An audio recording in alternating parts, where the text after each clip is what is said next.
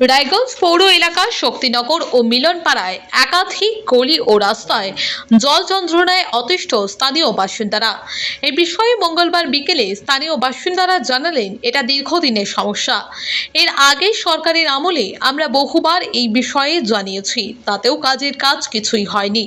বর্তমান সরকার আসার পর তাদেরকেও আমরা জানিয়েছি, তাতেও কোনো কাজ হয়নি এবং এই বিষয়ে তাদেরও কোনো হেলদোল নেই। তাদের একাধিকবার জানানোর পরেও এর কোনো স্থায়ী সমাধান এখনো হয়নি। সামান্য বৃষ্টিতেই এক হাঁটু জল দাঁড়িয়ে যায়।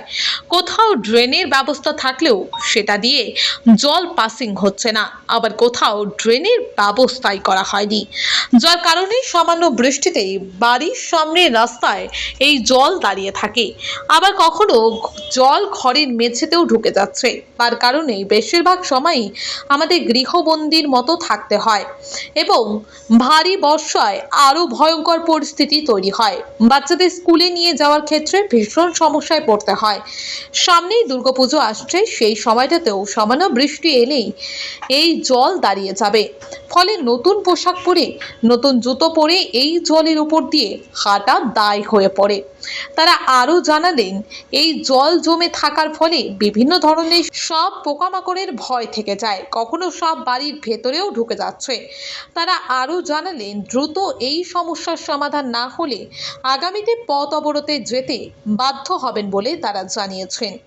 এখন দেখার বিষয়, কবে পৌর প্রশাসনের ঘুম ভাঙবে এবং কবে এলাকার বাসিন্দারা এই জল যন্ত্রণা থেকে মুক্তি পাবে, সেদিকেই এখন তাকিয়ে এলাকাবাসীগণ। এ প্রসঙ্গে তারা একে একে আর কি জানালেন শুনে নেব বিস্তারিত।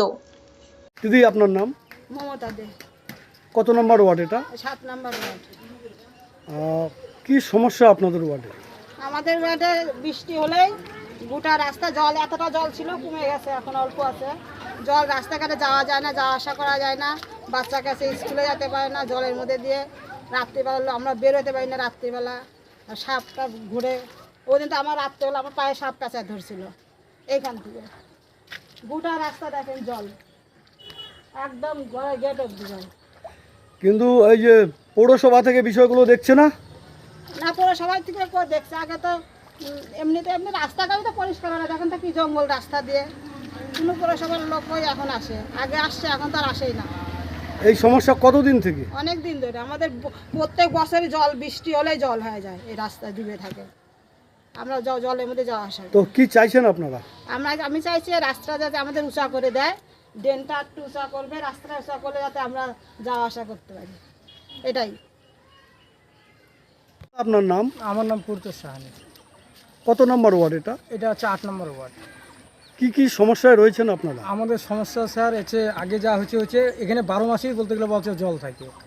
আর রাস্তা তো যেমন আছে ড্রেনগুলো যে আছে, ড্রেনগুলো তো সব বন্ধর পথেই, মানে যতটা গর্ত অতটা হচ্ছে কাদাতেই ভরে আছে, সীমিত জল যায়।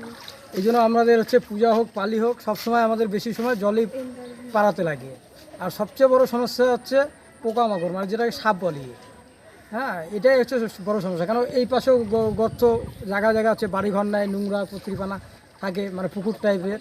তো তার জন্য তো ওরাও তো হচ্ছে বাস করে। এটা হচ্ছে আমাদের আশেপাশে যেগুলো বাড়ি আছে, অনেক সময় যায়, অনেক সময় রাস্তার মধ্যে। আর জলের মতো যোগ আছে, স্কুলে যারা ছেলে মেয়েরা বাচ্চারা যায়, ওদেরও খুব অসুবিধা হয়। কিন্তু কদিন আগে এসে আমরা দেখেছিলাম যে জল ছিল, কিন্তু আজকেও জল আছে। হ্যাঁ, বৃষ্টি পড়লে হচ্ছে জল হয়ে যায়, মানে ড্রেনগুলো যে আছে ড্রেনগুলো খুবই ছোট আর মাটি। আর কিছু তো হচ্ছে বাড়ির মধ্যেও জল ঢুকে সীমিত সময়ের জন্য, তারপরে আস্তে আস্তে আবার জলটাও কমবে। বিষয়গুলো আপনারা জানাচ্ছেন না পৌরসভায়? পৌরসভায় তো জানানো হয়নি। ভোটের সময় সবাই আসে, বলে এটা হবে ওটা হবে এটা হবে, ভোট শেষ আবার হচ্ছে সব শেষ। আবার হয়তো ভোট হবে, আবার আসবে, আবার তখন দেখবে কম বেশি, এই তো এরকমই করে চলে। তো এভাবে আপনারা চলছেন কি করে?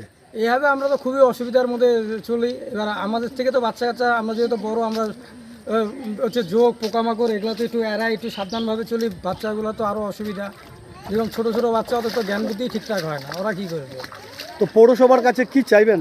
পৌরসভার কাছে চাইবো যে আমাদের ড্রেনটা যেন যা আছে, ড্রেনটা হচ্ছে পরিষ্কার করে, অথচ যেন হাইড্রেনের ব্যবস্থা করে, আর রাস্তাটা যদি একটু উঁচু করে। আর ওনারা যদি আবারও আপনাদের দিকে দৃষ্টিপাত না করে, তাহলে আগামীতে কি করবেন ভাবছেন? আগামীতে আর হচ্ছে সেরকম এখন আশেপাশে যত বাড়ির লোক আছে, যখন এরকম ডিসিশন হবে তার মধ্যে পাড়ার যারা সিনিয়ররা আছে ওদেরকে নিয়ে সবাই বসে যেটা সবাই মত ঠিক করবে সেটাই। নাম? পূজা গুপ্তা, কত নম্বর ওয়ার্ড এটা? 8 নম্বর ওয়ার্ড। কি সমস্যা আপনাদের? আমাদের জলের সমস্যা এখানে। মানে জলের সমস্যা বলতে? হ্যাঁ, জল সবসময় থাকে, 12 মাস এখানে জল আটকে থাকে। 2 মাস শুকনা পাই, বাকি 10 মাসই ভিজা থাকে, জল থাকে এখানে। তো এর জন্য কাকে দায়ী করছেন আপনারা? কাকে দায়ী করবো? সরকারকে। আগে হচ্ছে তৃণমূল ছিল, 15 বছর করলো, 5 বছর তো ভালোই দেখালো, 10 বছর তারপরে দেখাই দিল এরকম। সেই জন্য এবার ভাবলাম যে নতুন সরকার নিয়ে আসি, কিন্তু নতুন সরকার আইনেও তো কিছু হলো না। নতুন সরকারকে তো এখন দেখতেই পারলাম না যে কে আছে কে নাই, বা কে বিজেপির প্রার্থীর থেকে বুঝতেই পারি না। পৌরসভা থেকে খোঁজ নিতে আসছিল কি? পৌরসভায় আমরা কমপ্লেন করছিলাম, কিন্তু কেউ আসেনি। 60 ফুট বলে ইসে হয়েছে, তারপরে বাকিটা বলে হয়নি। তাহলে কি চাইবেন পৌরসভার কাছে? কি চাইবো? এটাই চাইবো যে সমাধান না করলে তারপরে আমরা আন্দোলন করব। আর কত ভোগ করব? এছাড়াও আর কি অসুবিধা হয়? জলের অসুবিধাটাই বেশি। জল নিয়ে তো আমাদের সমস্যা। রাস্তা সব দিকে করলো, আমাদের টুকুটাই করেনি। এদিকে নিচু করে দিই। এদিকে নিচু আছে, জলে ভর্তি। বাড়িতে জল, রাস্তাতে জল থাকলে হয়, বাড়িতেও জল। ছেলে মেয়ে স্কুলে যাইতে পারে না, আমরা বের হতে পারি না।